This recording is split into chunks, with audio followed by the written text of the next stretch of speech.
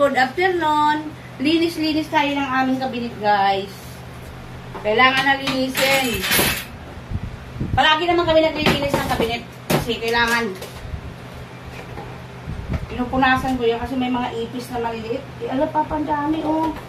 Paano ito pa tanggalin? Ano tanggalin ito pa?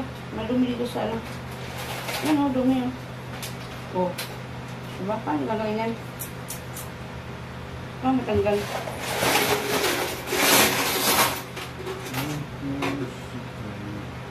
Taas yung muna ditikpan doon. Bakit kasi nakababa na naman ito. Tinaas ko na ito dito kanina. Ganyan ako da, guys. Pag walang pasok mga bata, ginagawa ko. Ganyan, o. Diba? Ano yung mga bata. Matuto yung mga bata sa trabaho.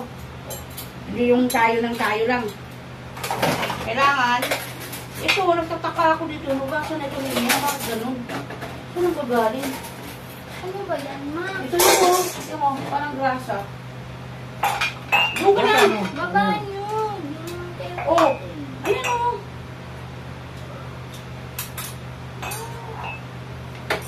Sabi ko, ayan. Hinugasan ko na ito. Bakit ganun naglabas na yung mga ano? Kailangan linisin talaga ito, guys. Ayan. Makita mo yung ano namin. Ito lang ito. Pagkakasya ko sa anak ko. Ito yung mayroong ano yung ote mo yan. Ito yung sa ano silang lagyan. Ang ano yung ano. Hindi ito talaga yung guys.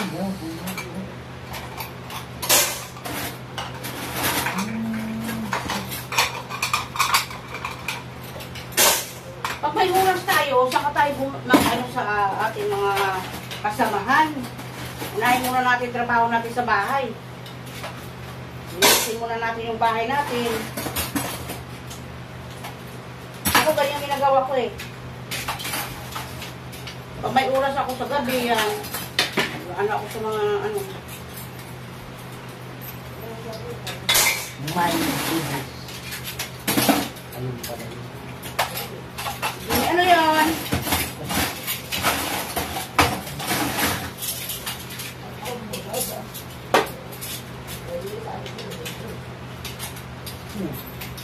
Hindi ko alam.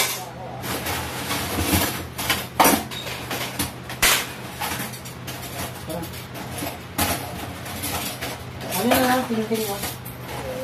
Ano po?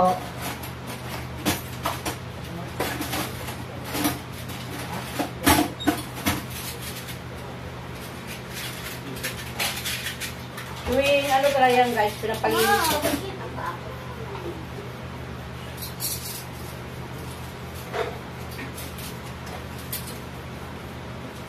Takot na takot yung anak kong bunso yan sa camera. Ayan yung ginagawa namin. Pag wala yung asawa ko, hindi namin matanggal yan. Kasi hindi ako marunong magtanggal dito. Kaya nililinis ko yung pag dito asawa ko. Kasi pag wala yung asawa ko sa labas yan palagi, hindi ko ito malinis. Kasi nga hindi ako marunong magtanggal. Kailangan talaga nililinis. Pabalik ko na sa kanya ito guys. Yan. Tapos si Bunso na maghugas ng mga kutsara at saka plato. Ayoko kasi nakakita ng ipis sa kabinet namin. Pag nakita ko na yan, hindi na ako mapakalit. Kasi kailangan malinis palagi yung lagyan natin ng plato.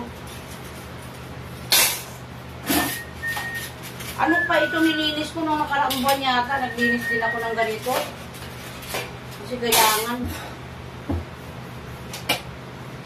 Sweet. Ito malinis na ito ba? Yan, nililinis ko yung palagi guys. Ayan, asawa ko. Ayan ang aking asawa. Inom tayo ng tubig guys. Maya tayo inom ng tubig. Sobrang init talaga panahon ngayon guys. Oh, ito yung guys, yung pahugas ko yan. Mga, ano, mga mahugas ko yan sa anak ko. Babay ko na sa ano, powder para matanggal yung mga ganyan trabaho ko dito sa bahay. Walang pasok mga anak ko. Ganyan ginagawa ko. Kasi pag may pasok sila, hindi ko na ano yan eh.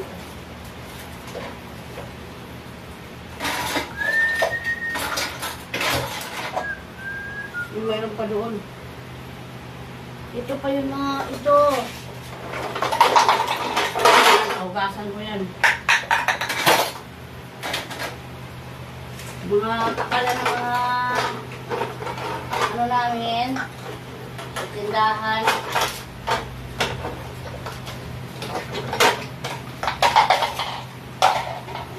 Ganyan na nagawa ko guys. Ito kasi yan, mahihain niya sa ano, sa camera, kaya ayaw niya mag, ano pa nag-vlog. Babad natin guys, para yung, ano ng mga ipis. Matanggal. Malinis yan guys, kaso lang, yung mga ipis sa maliliit. Di ba may tindahan kami sa itlog yata, sa tree ng itlog yata na ano yung nakukuha. Ganyan lang kami, pag ano, walang pasok mga anak ko.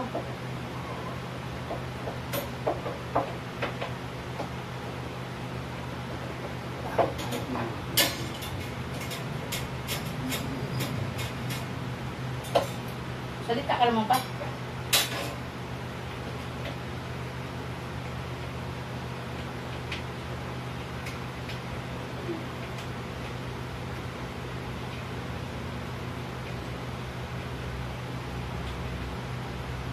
Akin na isa pa yung nakabalakot.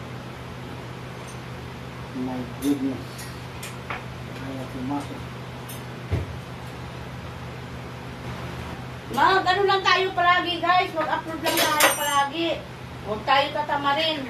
Kahit busy tayo, mag-ano tayo ng long video, tsaka ano, mga short video, tsaka mga reels, ganyan. Kahit walang nanonood, sige lang, tuloy nyo lang yung pag-upload. Pag matagalan naman yan, marami na magkakilala sa atin. Kailangan daw may tiyaga tayo dito. Pag wala tayong tiyaga, wala.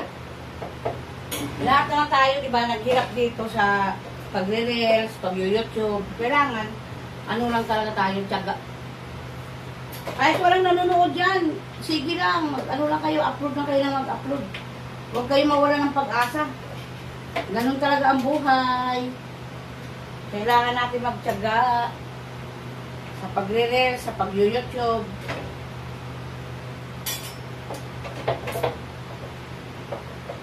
Tapusin ko na guys ang aking